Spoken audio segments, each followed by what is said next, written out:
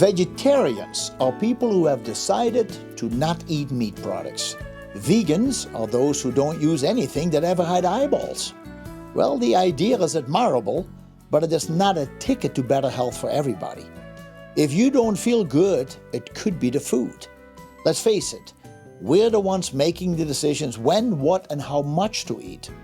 Don't replace meat with extra cheese and other dairy products in order to make up for protein loss. Dairy products are very difficult to digest for most people, and they're mucus forming. Too much mucus becomes a breeding ground for bad bacteria and yeast in the intestines, and consequently a weakened immune system.